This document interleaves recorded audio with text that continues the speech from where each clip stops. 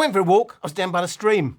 I thought to myself, if all the water went out of this stream, it would be an Xtreme. And then I thought, why not compare 3 portable speakers from JBL, just a big logo, the 3 speakers that happen to have AI Soundboost. AI Soundboost. AI Soundboost, what's it all about, Alfie? What's it all about? Well, I'm going to tell you, because I had to go and read about it on the JBL website, because I thought to myself, this ain't really AI. It's an algorithm. For decades, we've had processors that will process audio in real time and do certain things with it. So what are they doing in terms of those certain things with it? Is it as clever as Devalier, who literally license out their sound system, literally measure every part of the system and know how it should work exactly, each element with each other, and can adjust it in real time.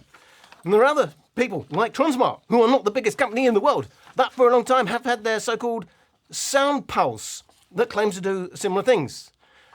I've often said, 20 years ago I was buying creative sound cards that also did dynamic things. So that's the clues. In my head, when they say AI this, AI that, it sounds to me like, oh, it's that thing that does dynamic processing. Real time, depending on the processing, doing different things, normally some sort of auto EQ. Sony, I can't remember what they called it, but for a long time we had the Sony button that did, what was it called? Ow, I wish you'd prepare more. Yeah, I didn't even thought about that. Sony, we had Sony speakers that did this. A button that did some sort of processing. It's not new. And they never said it was AI. But hang on a second, the whole world's gone AI crazy. So what did JBL actually say? I didn't actually realise, I'd forgotten. Do you know why? I've got other things in my life. It was the JBL Xtreme 4, was the first one that I had that had AI Soundboost. Kind of went over my head, or maybe they didn't call it, they did call it AI Soundboost right at the time. So their explanation, FBI, open up! JBL themselves, the big boys, they sell more portable speakers than anybody else. So what's it all about? I'm going to tell you. AI Soundboost uses Edge AI. Woo! Edge AI! That's the greatest thing since the last greatest thing. But hang on a second, Edge just means it's doing it locally on your system in real time. So Edge just means what it was before. They had a processor in there that did certain things. It was running locally, it was Edge, but the difference is now they're calling it Edge AI. And they say to deploy real-time AI algorithm. And there you go, it's an algorithm. There is a fine line between what is a bunch of algorithms and what is AI. I did have a read up to try and work it.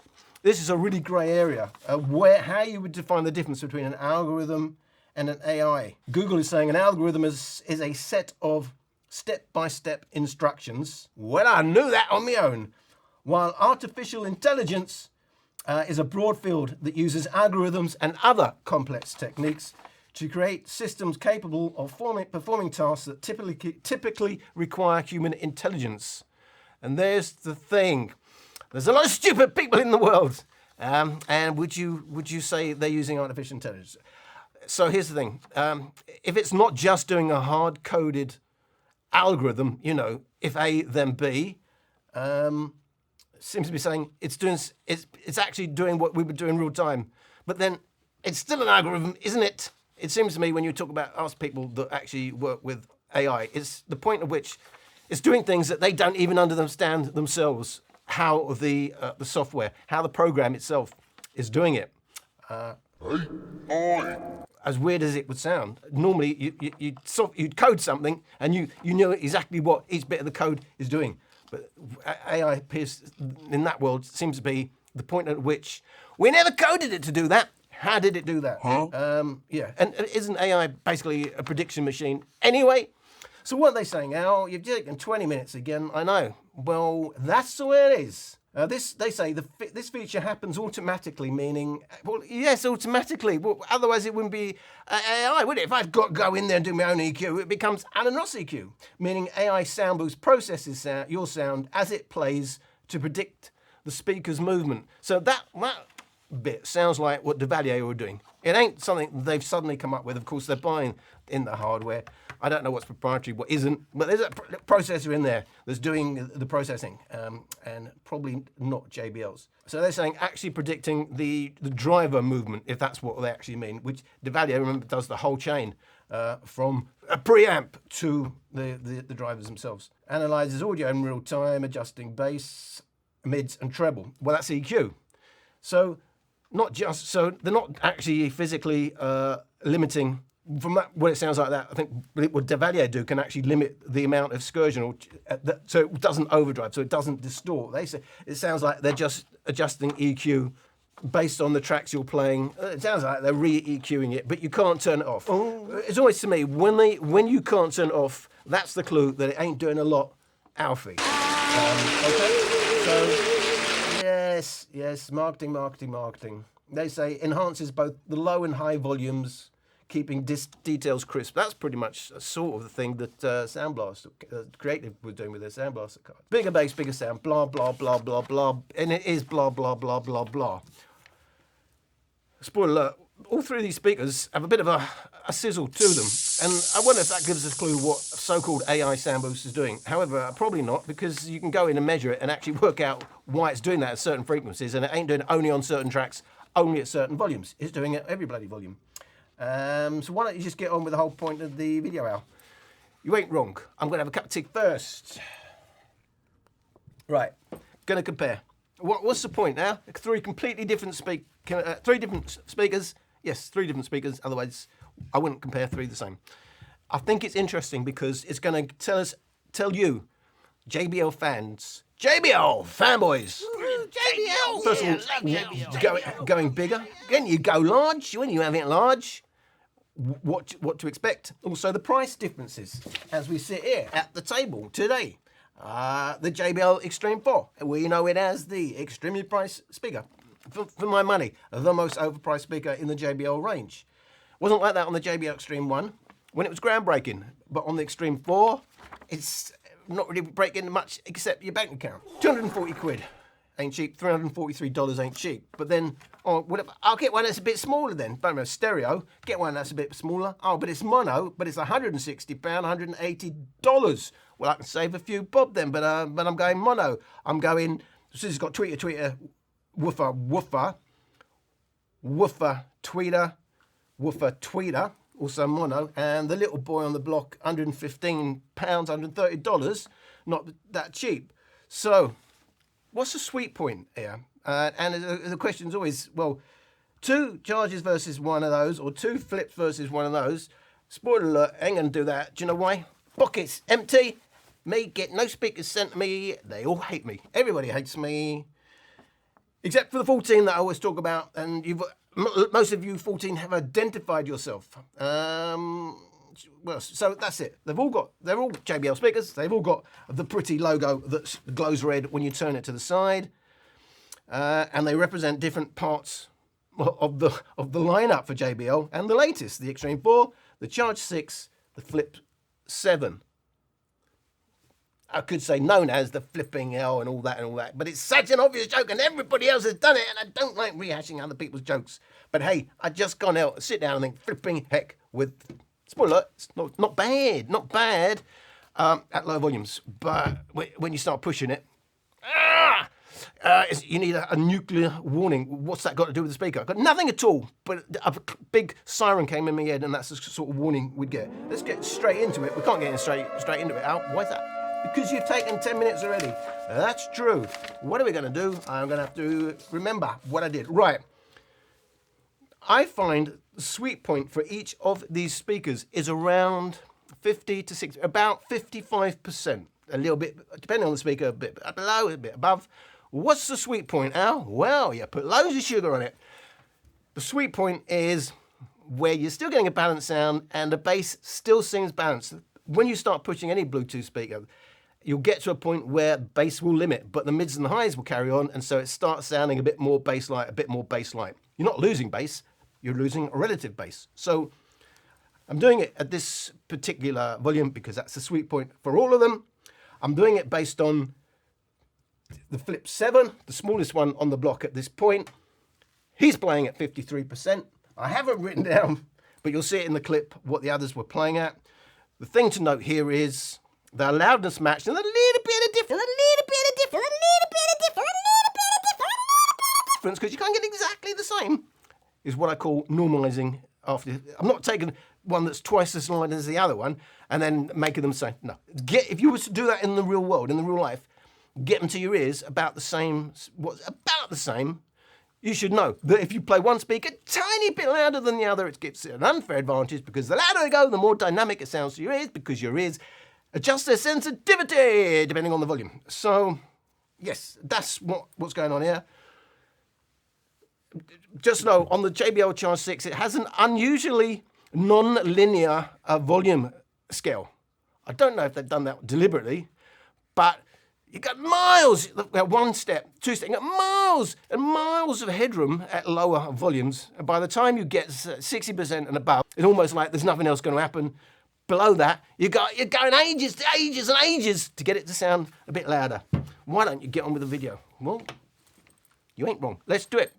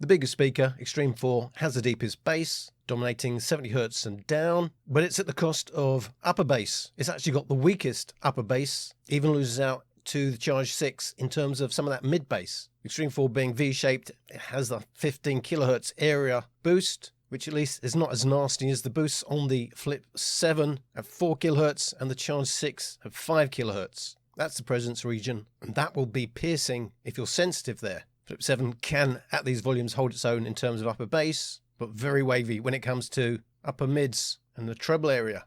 Yeah, so no, why there's a weird range of volume steps there is because that's particularly non-linear. So while it would appear how can the JBL Xtreme, the JBL Charge 6 be playing louder, and so you'd have to have a lower volume to match the loudness? Is simply because the volume steps are very different on each of these speakers.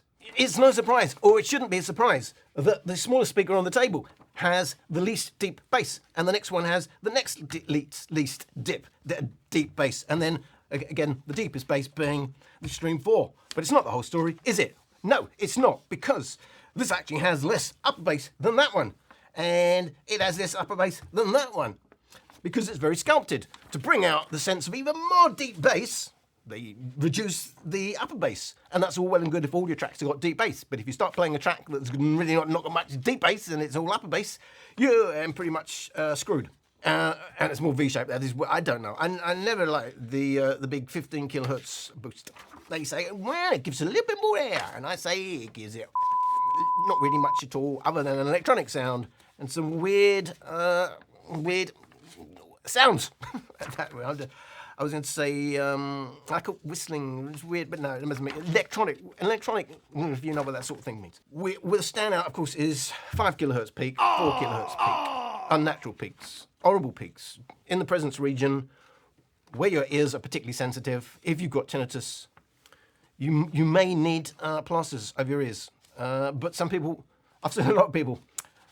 All the respected top boys, the ones that YouTube loves and the online magazines that Google loves, and they will tell you it's got great clarity. What do they say about the Charge 6? Who was it? So it's great sense of dynamics and all.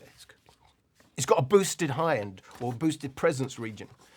That ain't more clarity, and that's you being silly, guys. So that's the main takeaway there is basically what you expect on the Flip 7. Can do a job at the sort of volumes. It's just getting to the point where it's going to get a bit too shrill. But at lower volumes, 50% below, you're okay because you've got enough bass to balance it. What I would say is the Flip 7 cannot live with the JBL Charge 6. They just don't get on. They've had to separate. And he's putting a claim for alimony. But the Charge 6 can certainly live with the Xtreme 4. Yes, there's that deeper bass, and if the tracks allow it, all my tracks will allow it, because I deliberately choose them for that reason. But depending on what you're playing, you may not have much deep bass. You won't hear much difference. In fact, you'll hear more upper bass on the Charge 6. So I would say the Charge 6 can live happily with Xtreme 4. Love you, Grandma. No airs and graces. They got on really well and they have a cup of tea in the morning and a good chat. But the Flip 7 doesn't get on with them, and he certainly won't get on with him because he's just too small. He just ain't got enough power and a little bit too bright. So pretty much probably at what you expected, but it's nice to actually see that in the real world. I was interested myself, which is one of the reasons why I did it. And just so people will know, going up the next range, what will that get them? I mean, from that, you'd say the Charge 6 appears to be the sweet spot. But now I'm going to start pushing it. In terms of the Flip 7, when it's really pushed 70%, and then loudness matched with the other two, which would mean, if I've written down, I should have it written down. So we're going to be 70%, 60%, 65%. That's still lowest volume step. Not because it's got that much more headroom. It doesn't, spoiler alert. It's just that the volume steps are favoured, very favoured for the lower steps. But after 60%, it's going to be slightly different. So that one is really pushed, and then loudness matched. It's a real world test. If you were playing it at those sort of volumes, would you be better off getting one of the bigger ones? You probably already know that because you're an enthusiast, but there'll be somebody out there on the planet Zorg, wasn't that Morka Mindy? And Nanu.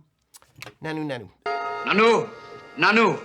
And this will come as a huge surprise, but here we are. This is the comparison. So baby, swipe it up. I clear my like that. And I was falling up, 'cause I'm a catch. Él trabaja por mí, sabe que yo lo pago. Y es privado, vamos de Miami pa' Gabo. No te lo with it, baby, that's all I ask, yeah. Tú better than me to tango. Lo quieres rápido, slow. Es que sin que ya siento fumo. Call me Ringo, no importa cuándo ni cómo. Si lo quieres rápido. You're my Spanish boy.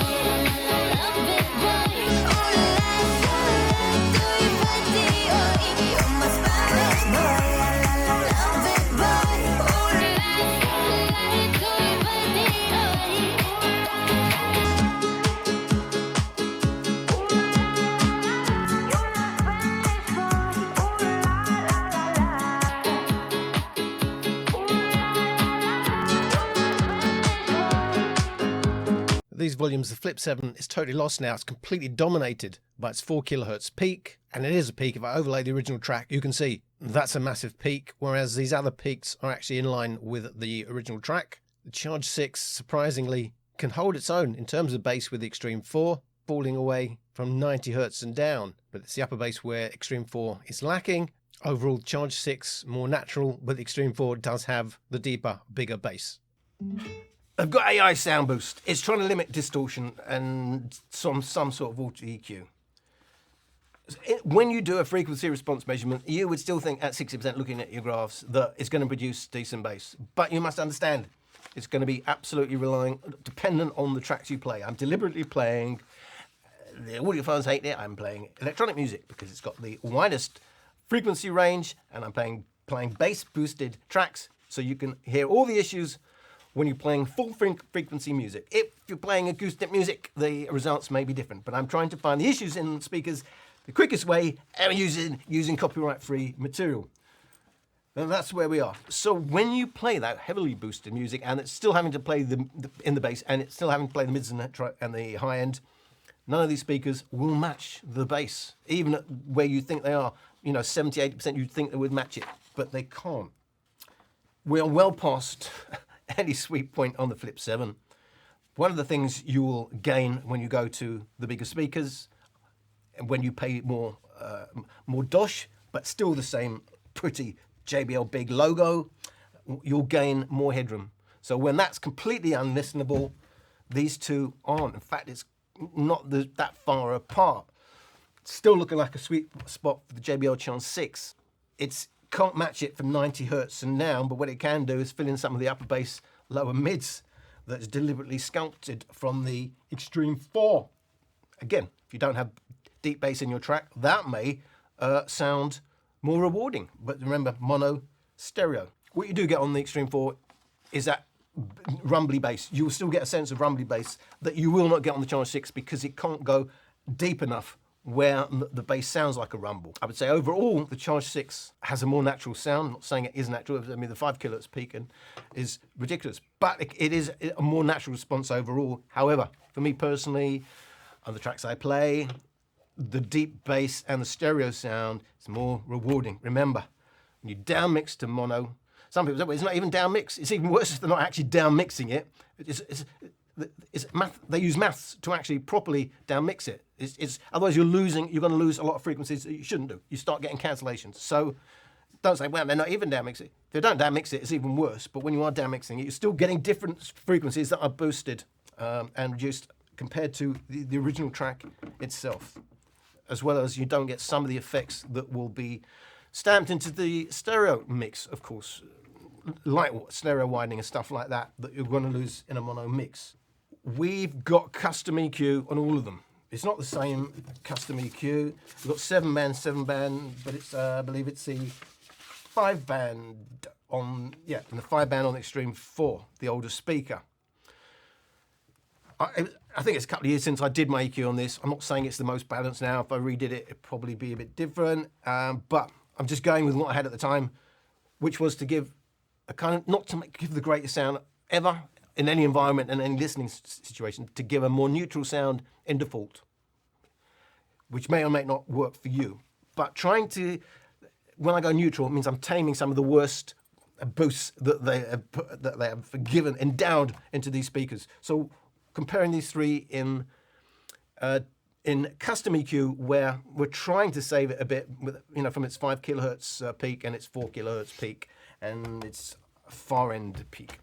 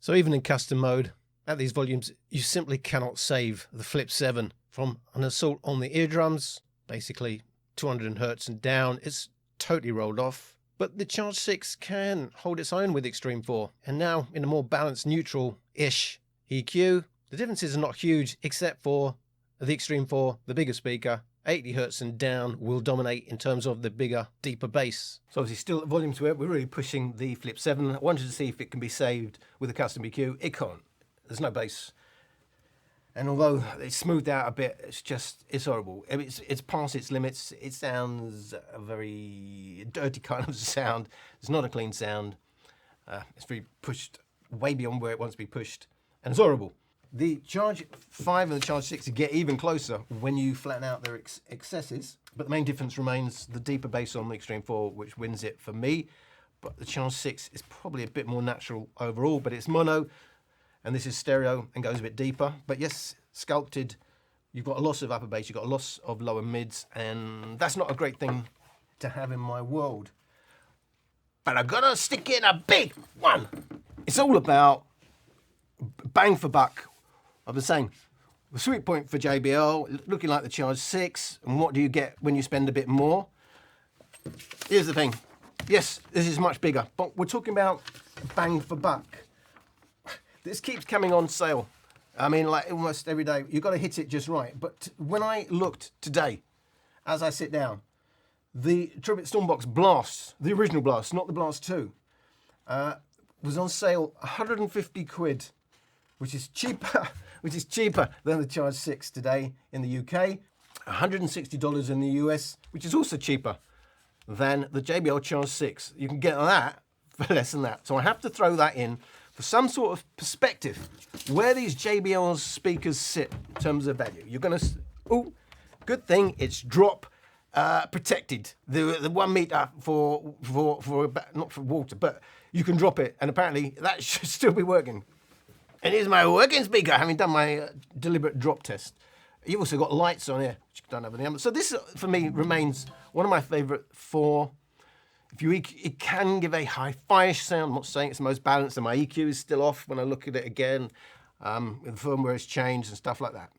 I'm just going with what I have done originally, but I can get just what's going on in the soundstage itself. Yes, there's no real soundstage on these sort of speakers, but if you get a sense of a soundstage, you get a sense of soundstage with this one, but not with the others. And certainly not on the mono, although people claim that. So it's cheaper than the Charge 6, which is obviously a lot cheaper than the Xtreme 4. They're going to call it the Xtreme. Well, I'm going to do things like this and see if we can blast them away. So I'm going to redo that test. We know this is lost. Some people will play this at 120% probably, but for me, 60% above, I need to save my ears. So now, you know that's, if you're going to play at these volumes, forget the Flip 7. You can still do it with the Xtreme 4 and the Charge 6. But what can you really get for the same money, for less money than these two, if it's just about the money? And still going with the custom EQ, by the way. Loving you, all for the lies that we created, skies that we are naked, standing in the dark. Whoa, someone tell the lights on.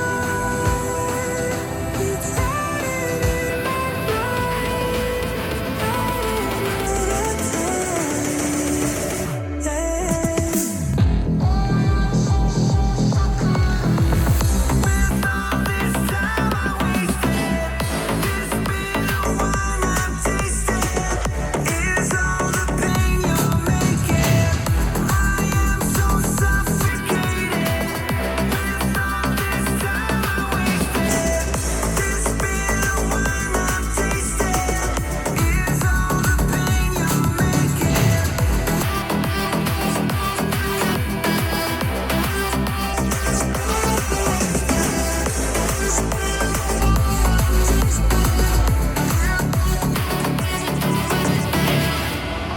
Throw the Stormbox Blast into the mix. It does highlight the JBL speakers are not really delivering in terms of the bass that should be possible. Xtreme 4 too close to the Charge 6 for the size difference, but the Blast some 4 decibels up at 60 Hertz. Certainly not perfect, certainly has issues, lower treble, upper mids, but it's a good reference to where we are on this so-called Xtreme 4 at least.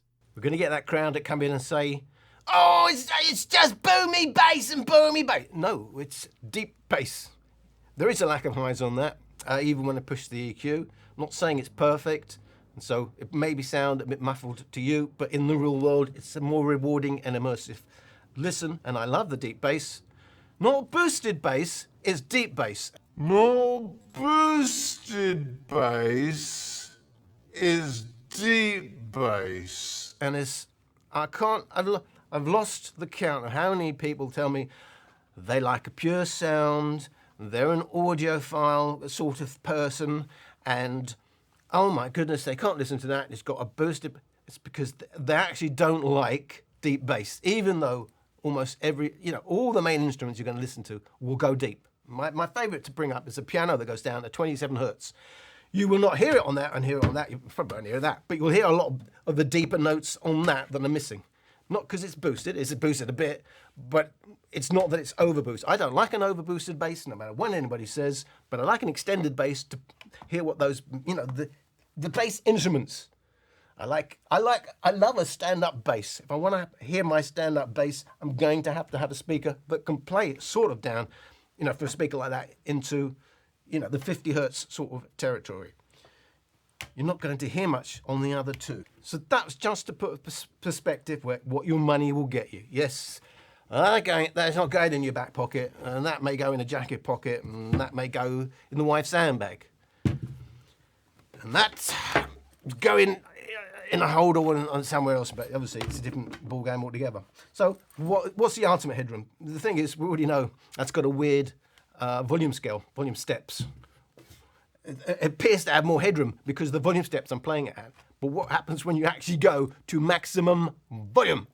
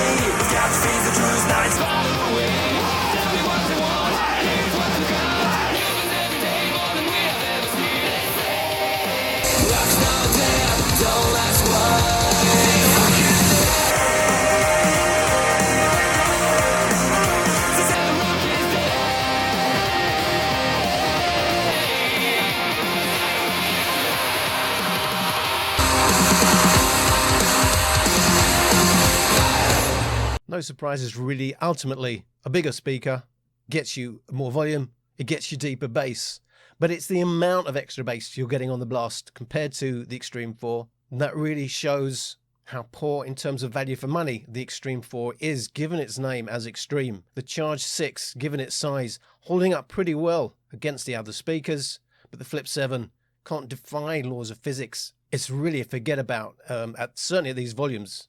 I mean, all of the volume is coming from the peaks here at around 2.5 kilohertz and 4 kilohertz. And then another big boost, 10 kilohertz. It's not nice at all. The Blast, far from being balanced. I'm just trying to give a reference on where we are, what you can get for your money in terms of bass. Ultimately, Xtreme 4, 2 decibels behind the Stormbox Blast in sheer loudness terms. 2.3 decibels behind the Xtreme 4 is the Charge 6.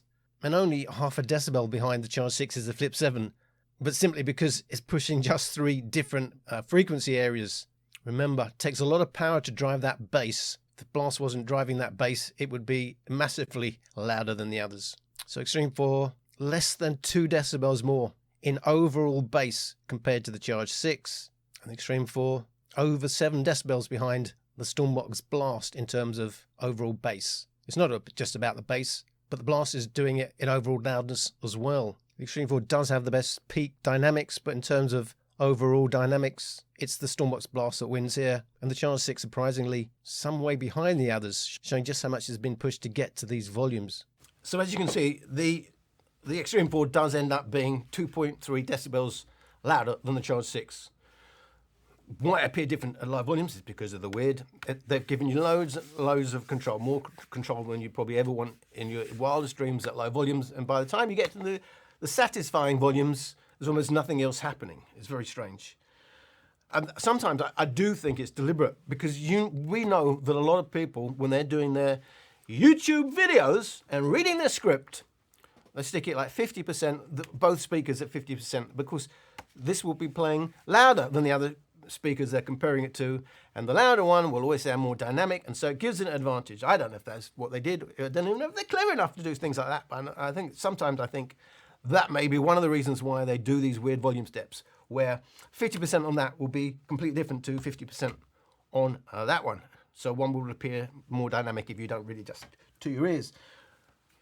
You know, a shock horror, bigger speakers go louder. Not always the case, by the way, but it certainly does in this case. But that's not the story. The story is the amount of bass that this can hold on to compared to what they laughingly call the Xtreme, and they're giving it a bigger price. Yes, it's smaller, and if that's what you wanted, you'll go with the Xtreme 4. just know it's not extreme. The bass is not that much more bass than the JBL Charge 6. Get a pair of those. Well, what would that work out? A pair of those would be 320 quid here, and that would be 240 quid. So not massively more. But remember, if you like the Charge 6, go for it because you like an aggressive attacking sound. If you like a relaxing sound, still go with the Charge 5. It's not a bad speaker still, the Charge 5. They just have a different overall timbre, the different tonality. That's more aggressive, whereas the Charge 5 is more relaxing. I think you get about 80 quid, 160 quid for two. That's well cheap compared to that. And you'll be in stereo heaven, because they'll be wide apart and stuff like that. So the Flip 7, we already know, was a million miles, but now they just stick a cut. It's like 3 peaks they've got, and we're relying on that for the entire volume. So there's a result. For me, if I can pick up the, obviously I'm not, it's, if it's about going portable, so you go in the garden and have a barbecue with that, but maybe if you're going on your holidays abroad, you might not gonna pack that in, whereas you may well pack the JBL Xtreme 4, but there'll still be other options out there. We know we had, got up there, the Stormbox Blast. Some people love it. I mean, for me, there's issues at the louder volumes. I don't think there's much in it, was there, when I compared them between the two? And then Lava, of course, is cheaper, and then another thing to get two of those. For me, the most overpriced. You can justify the Charge 6, and you can justify the Flip for its size and what it can do at lower volumes. There are other options out there. But the Xtreme 4 stands out as hard to justify in any way, other than you're in, we didn't talk about it. Well, let's talk about it now, because we're going to compare the specs. Other than, it's because you already got a load of JBL speakers. So, Auracast, obviously all Auracast speakers can hook up together. The same model you can hook up in stereo. I don't think you can do that with different models. I may be wrong. It doesn't appear when I try it. But you can hook up, like the Xtreme 4 will hook up with Party Boost speakers. The weird thing is the Flip 6 will hook up using the JBL app. Using the JBL, I can put hiccup. I can hook up the Xtreme 4 with the Flip 6. I can't hook up the Flip 7 with the Flip 6. It's really, really weird. Just again, 240 quid, $343, 150 quid, $160. But when it's not on sale, I think it's like 200 quid, $240, so $20. But it does keep coming on sale. So I said, literally, the day I was doing the video, it's on sale, which is the reason why I stuck it in. And the JBL Charge 6, 160 quid, $108. It appears to be like twice the price of the Charge 5. So again, it doesn't make the Charge 5 obsolete when you can get two of the 5 for the same price as that. But it's a different kind of tone. So that's for me quite tiring. But it can be more exciting. It is more exciting. It's more aggressive. But for me, I like a bit more of a relaxed listen. But you may say, well, it's just got more clarity, aka boosted high end, and 115 quid, $130. What else may you want to know? Just the new ones are coming with AAC and SBC, whereas the Xtreme 4 and the Blast are SBC only. What may you be interested in? So we know that we talk about so we talk about that. All USB-C, but that's you've got to use a mains lead. The new ones, Charge 6, Flip 7, you can do USB audio, so in other words, cabled. None of them can be used for phone calls. Only the Blast has the lights. I know you like your headlines in terms of what they advertise. 100 watts Xtreme 4, 90 watts the Blast, 45 watts the Charge 6, 35 watts the Flip 7. They say that you can use this as a power bank up to 11 volts, 2 amps. So everything I've tried it with, I'm getting 5 watts out of it. 10 watts out of it. But by their max, if it was 11 volts, 2 amps, that would be 22 watts. So the specs say 22 watts. It probably does 22 watts, but I've never got more than 10 watts out of it when I'm charging another device. However, it's better than the 5 watts that I'm getting out of the Charge 6. And you can't use that as a power bank at all. And it's 10 watts output on the Blast. There's no fast charging on the Flip 7, it's 15 watts. In terms of the weight, well, it's only 562 grams for the Flip 7, which is nearly half the weight of the Charge 6 at 965 grams. Then we come up to 2,100 grams, so 2.1 kilos for the Xtreme 4, which again is more than twice the weight of the Charge 6, and then it's 5.5 kilos for the Blast, more than twice the weight of the Charge 6. So I'm not saying any of these are direct comparisons, but you may be interested in the way I've compared them, depending on what volumes you're going to listen at, where you want, how much money you've got to spend on a JBL speaker. And obviously, the more JBL speakers you have, the more compatible. Whereas I'm not sure how compatible the Tribbit is from memory. I'm not with other speakers. For me, it's quite flaky. I get fed up sometimes trying to hook them up. But you certainly can hook up same model speakers in stereo and party both. But I don't think this one does party mode. What did I put down here? I put down no. It must do. It must do. I don't know. Sometimes I make mistakes. I'm human. And yep, some people don't think so, but I am. If it does stereo, surely it does party mode, but I don't know how many you can hook up together. So, my Flip 7, just know, I've had that before on the Flip 6, different models. If you don't know, the first couple of letters on the serial number will tell you what model it is. When you see in my clips, GG, TL, whatever version, it's the first two numbers on the serial number. Just know these are made in different factories, different places, and will sound, not only sound different, have different properties, different materials. And my Flip 6, I think it was the Flip 6, yeah, that some models will float and some won't. My, whatever version it was, does not float. My Charge 6 does float. The Xtreme 4 does float. But hey, only this massively heavy speaker, only the Stormbox Blast will not only float, but it will float with the drivers up. Soundcore eat your heart out when you try and tell people that only your speaker that you made for going on waves, apparently it does clever things, but it's not the only speaker in the world that will float with the drivers up. It's IP67 on the Xtreme 4, where it's IP68 on the other two. The 6 is dustproof. 7, 1 meter water for 30 minutes, I believe. Now it's 1.5 meters for 30 minutes. If that half a meter makes any difference to you, then job done. Go out, get a bank loan or whatever it is, and buy them. But in the real world, I doubt if that half a meter is a deal breaker. It's still 30 minutes, and it's IP7, so no dustproof rating on the Blast, but you can drop it in water. In terms of the drivers, we already talked about two 70mm woofers, two 20mm tweeters, Xtreme 4.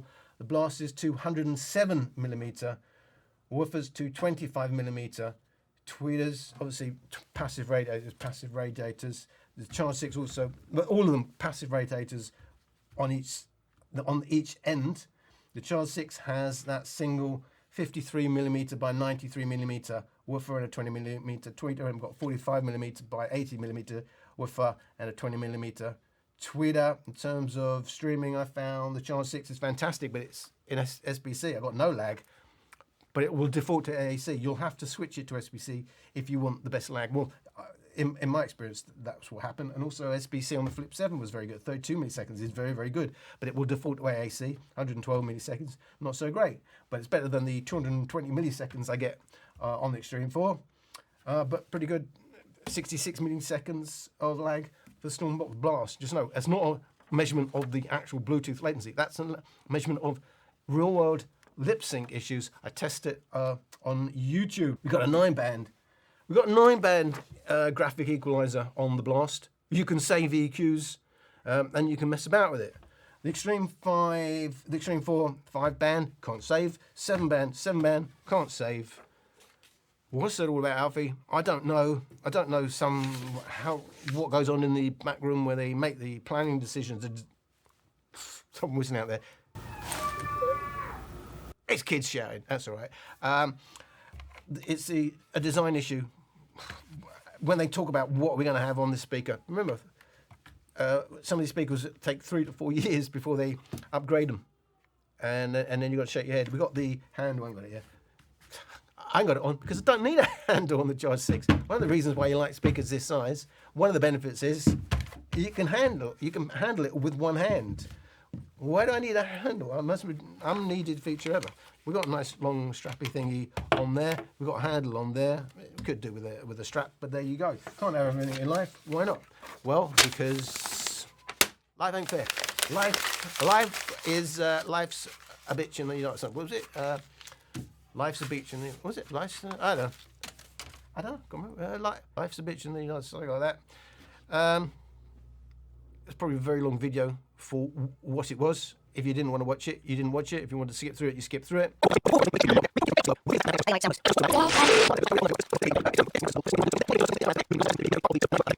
And the 14 of you that always go from beginning to end, I thank you very much. Why? Well, it helps the algorithm, it helps to get the video out there, and if you want to subscribe, that's brilliant, and then hit the notification, and if you want to go in the comments and blah, blah, blah.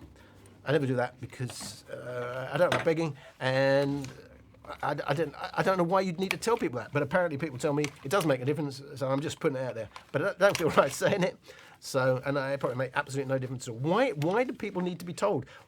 I never thought about that. He said, why don't you hit the notification button, and I've hit it. Well, I would never have subscribed unless he said subscribe. I don't understand it. I mean, not everybody's tech savvy. I guess there will be some people watching YouTube that don't know you can subscribe. I don't know who they are, but there you go. I don't know. I don't know a lot of things. Shock horror. I don't know everything. But I thank the 14 of you that do watch each and every video, beginning to end, and always telling me that YouTube are not giving you the notifications, even if you have hit the button, because YouTube and Google, the same people, of course, and they work in their own mysterious ways and make loads and loads of tosh. See you in the next video. What the was that?